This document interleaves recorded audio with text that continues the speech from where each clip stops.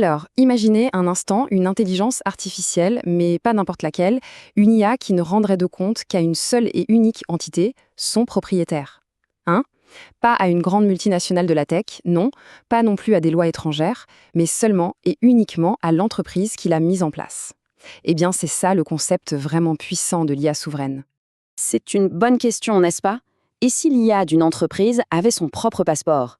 Tout à coup, sa nationalité déterminerait tout. Les lois qu'elle doit respecter, l'endroit où ses connaissances sont stockées et surtout qui a le dernier mot sur ces données. C'est vraiment ça l'idée fondamentale qui se cache derrière ce qu'on appelle la souveraineté numérique. Et ça nous amène justement à une toute nouvelle catégorie d'intelligence artificielle. Une IA qui se veut souveraine, sécurisée et, pour l'exemple qui nous intéresse aujourd'hui, suisse. Alors, pourquoi la Suisse? Ce n'est pas un hasard, bien sûr. On s'appuie ici sur une réputation mondiale, celle de la confidentialité et de la protection des données. D'accord, la Suisse c'est bien beau, mais au-delà de la géographie, c'est quoi le véritable avantage de cette souveraineté? Pourquoi est-ce que c'est si important pour une entreprise d'avoir une IA, disons, nationale? En fait, tout se résume à trois mots-clés: le contrôle, la conformité et la confiance. Et quand on compare, la différence est bien elle est flagrante. D'un côté, on a les plateformes mondiales, les géants qu'on connaît tous. Leurs données, souvent hébergées aux États-Unis, donc soumises à des lois étrangères. Et de l'autre côté, on a notre IA souveraine. Là, c'est tout l'inverse. L'hébergement se fait exclusivement en Suisse. Elle respecte à la lettre les lois suisses sur la protection des données, la fameuse LPD, et aussi le RGPD européen. Mais le point crucial, c'est que les données ne sortent pas de l'écosystème privé de l'entreprise. Elles restent à la maison. Alors, concrètement, ça donne quoi cet avantage suisse? D'abord, l'hébergement est 100% local, sur des serveurs qui sont en plus éco-responsables. Ensuite, la conformité avec les lois suisses et européennes est super stricte, ce qui garantit une indépendance totale. Plus besoin de se soucier des géants américains de la tech. Et pour couronner le tout, on a un support local, des gens qui connaissent la réglementation sur le bout des doigts, et une tarification transparente, en francs suisses. Pas de surprise.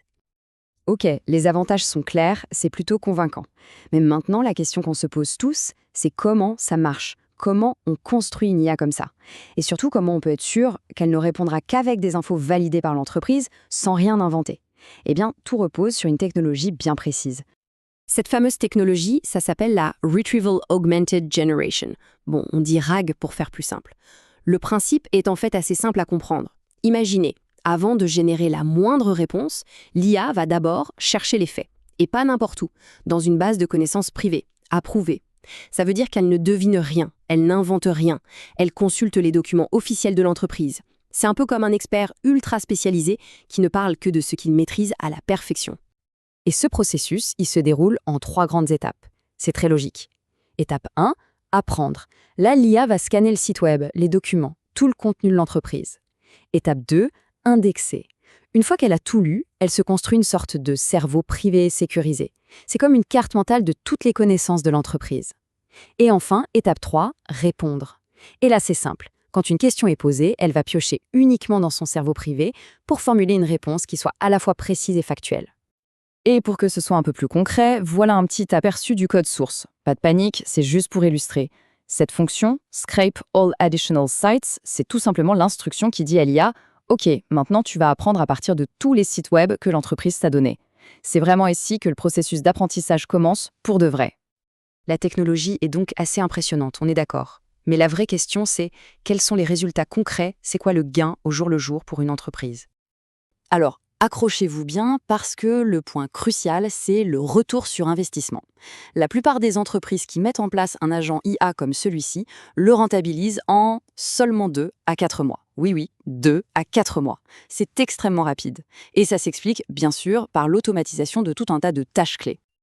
En fait, il faut vraiment voir cet agent comme un nouvel employé, un employé numérique, disponible 24 heures sur 24, 7 jours sur 7. Il fait quoi? Il qualifie des prospects en temps réel, il répond aux questions du support client de manière instantanée, il recommande des produits, il planifie des rendez-vous. La liste est longue. Et le plus important dans tout ça, c'est qu'il libère les équipes humaines. Ça leur permet de se concentrer sur les tâches vraiment importantes, celles à haute valeur ajoutée. Mais attention, il faut bien faire la différence. On ne parle pas ici d'un chatbot standard. Un chatbot classique, bon, ça suit un script, des réponses préprogrammées. Cet agent IA c'est une autre dimension. Lui, il utilise sa base de connaissances privées pour avoir des conversations vraiment riches, qui tiennent compte du contexte. Il comprend, il raisonne, mais toujours à partir des données de l'entreprise, et uniquement de celles-là.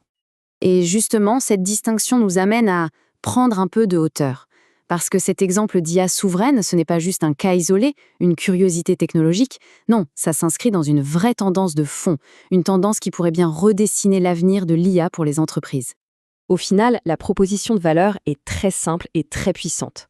On a une IA qui est conçue pour des interactions clients à la fois efficaces et confidentielles. Et tout ça en étant parfaitement conforme aux exigences locales, ici helvétiques.